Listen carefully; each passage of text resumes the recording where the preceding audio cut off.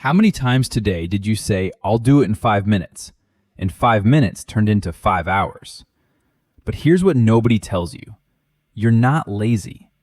There's something happening inside your brain right now that's literally wired to stop you from starting. And in the next 5 minutes, I'm going to show you exactly what it is and how to break it. Let's talk about the symptoms. You spend all day feeling busy, but never do the thing that actually matters. That's called the phantom productivity. Second, the 5 more minutes loop. You keep delaying the start time, and suddenly it's 4 a.m. and you haven't even begun. You wait for the perfect time, the perfect mood, and since that never comes, you never start. That's your all or nothing thinking. That's not laziness, that's inertia, and your brain is designed to keep you stuck. Here's what's actually happening. Your brain has two parts battling for control.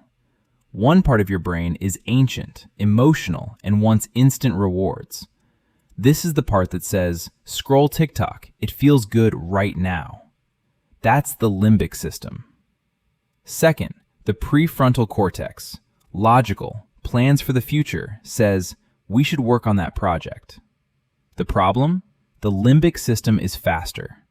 When there's a conflict, it wins almost every time. And here's the kicker.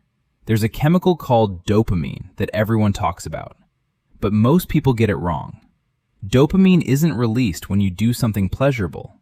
It's released when you think about it. It's the chemical of anticipation. So when you think about scrolling your phone, your brain floods with dopamine. But when you think about that hard task, your brain is chemically biased against doing hard things.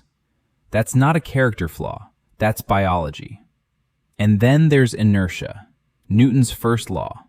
An object at rest stays at rest. That's you on the couch. Starting is the hardest part because your brain actively resists change.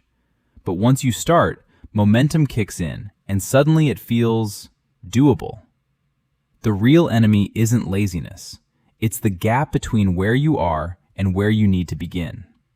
But why does this hit some people harder than others? Fear of failure. As long as you don't start, you can't fail. Your brain is protecting you from that pain.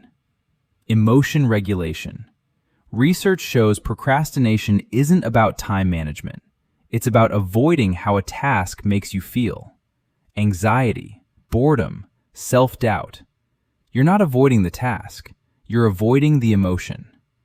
All right, so what do you actually do about it? YouTube is full of advice about procrastination. Delete social media. Remove all distractions. But they're just band-aids on a bullet wound. They treat the symptoms, not the disease. The real culprit behind your procrastination? It's a physics problem.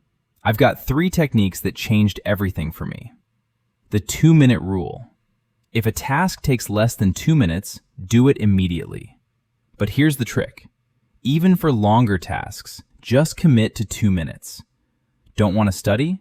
Open your textbook for 2 minutes. Read 1 paragraph. Set a timer. 2 minutes. That's it. Your brain has 0 reason to resist something that small. And 9 times out of 10, once you start, you keep going. Because you've broken the inertia. Try it right now. Pick one thing. 2 minutes. Go. The tiny first step. The key is to reduce the stakes so much that starting feels almost ridiculous not to do. Don't tell yourself, I need to write my entire 5,000-word essay today. That's terrifying. The inertia is massive. Instead, say, I'm just going to write 50 words. You're not committing to the whole task, just the start. And once you start, momentum takes over. The secret. Motivation doesn't come before action. It comes after. You act, then you feel motivated. Dopamine stacking. Pair a task you hate with something you love. Hate doing dishes? Love a specific podcast? Only play the podcast while doing dishes. Over time, your brain starts releasing dopamine before you even start the task, because it knows the reward is coming. Pick one task. Pick one reward. Link them. For 2 weeks.